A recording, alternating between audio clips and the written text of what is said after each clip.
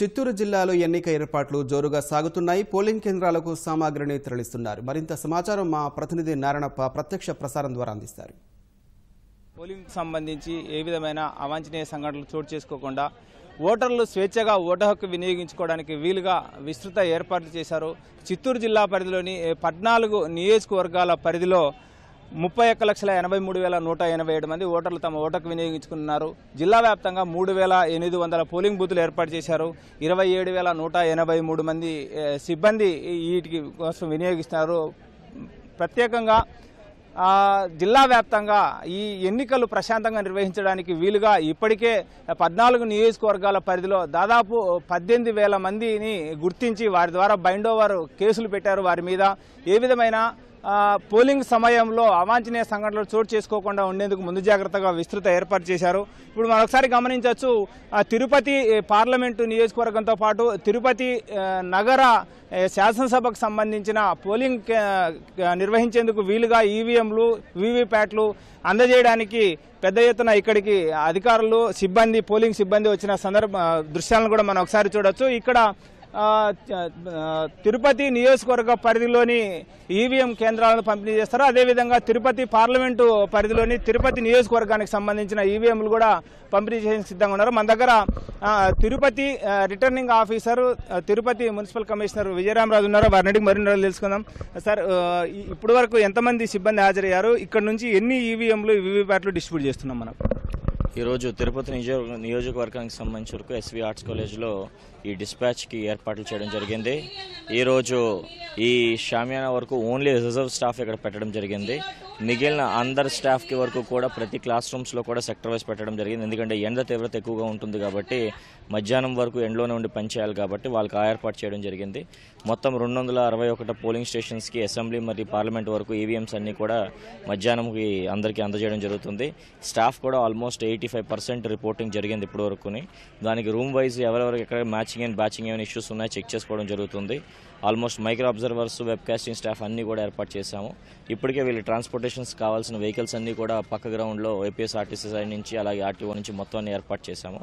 So మొత్తం మీద రేపు జరిగే ఎన్నికలకి సంబంధించి వరకు ఈరోజు సాయంత్రం ఎట్టి పరిస్థితుల్లో 5-6 కల్లా మొత్తం స్టాఫ్ అంతా కూడా పోలింగ్ స్టేషన్స్కి రీచ్ అవ్వడానికి అక్కడ వాళ్ళకి కావాల్సిన ఏర్పాట్లన్నీ కూడా కంప్లీట్ చేయడం జరిగింది. ఏఎంఎఫ్ పరంగా అన్నీ కూడాను ఖచ్చితంగా తిరుపతి నియోజకవర్గ ప్రజలందరికీ కూడా వాళ్ళ అమూల్యమైన ఓటుని రేపు ఉపయోగించుకుని ఖచ్చితంగా వాళ్ళ ఓట్లు క్యాస్ట్ చేయాల్సింది కోరుకుంటున్నాం. అంటే సార్, మనం గత ఎన్నికలతో పోలిస్తే చాలా తక్కువ పోలింగ్ పర్సెంటేజ్ తిరుపతి కాన్స్టిట్యున్సీకి సంబంధించి, ప్రధానంగా తిరుపతి నగరానికి సంబంధించి మనం ఈ తిరుపతి నగరంలో కానీ తిరుపతి శాసనసభ స్థానంలో కానీ పోలింగ్ పర్సెంటేజ్ పెంచడానికి ఏమైనా ప్రత్యేకంగా చర్యలు తీసుకున్నాం?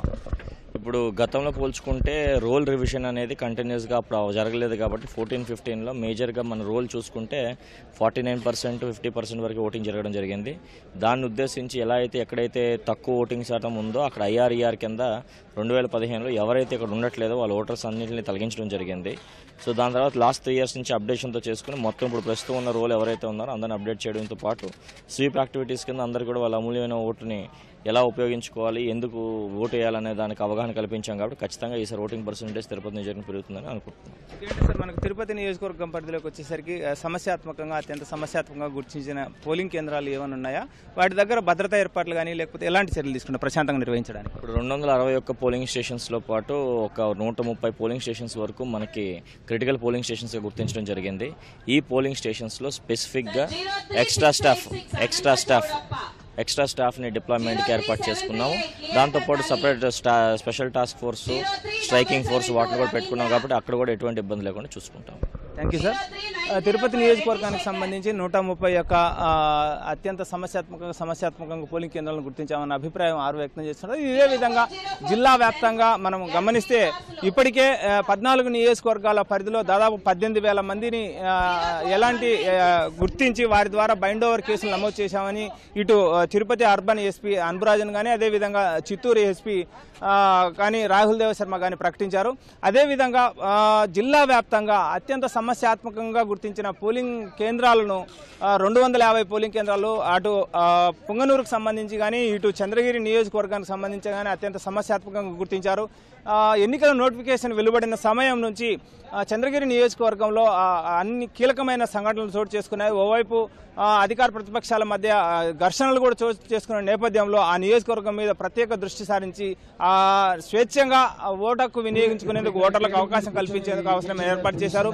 అదేవిధంగా రాష్ట్ర పోలీసు బలగాలతో పాటు కేంద్ర బలగాలను అదేవిధంగా పొరుగున ఉన్న కర్ణాటక నుంచి అదేవిధంగా కేరళ నుంచి కూడా పెద్ద ఎత్తున పోలీసు బలగాలను ఈ ప్రాంతానికి తరలించారు. దాదాపు 6,000 మందికి పైబడి జిల్లా వ్యాప్తంగా పోలింగ్ కేంద్రాల్లో భద్రతా సిబ్బందిని ఏర్పాటు చేశారు. 28,600 మంది పోలింగ్ సిబ్బంది ఈరోజు రేపు జరగబోయే పోలింగ్కి సంబంధించి సిబ్బంది పాల్గొంటున్నారు. జిల్లా వ్యాప్తంగా ఏ విధమైన ఎలాంటి ఇబ్బందులు లేకుండా ఉండేలా అంటే ఈవీఎంలు సాంకేతిక సమస్యలు తలెత్తి పోలింగ్ ప్రారంభ సమయంలో ఇబ్బందులు ఎదురైతే అదనంగా 20% పోలింగ్ ఈవీఎంలు వీవీప్యాట్లు ఏర్పాటు చేసి ఎన్నికలు సజావుగా సాగేందుకు అన్ని ఏర్పాట్లు పూర్తి చేశామన్న అభిప్రాయం అటు అధికారులు వ్యక్తమవుతుంది. ఇది ఇక్కడ తాజా పరిస్థితి. కెమెరామెన్ సుధాకర్తో వి నారాయణప్ప, ఈటీవీ న్యూస్ తిరుపతి.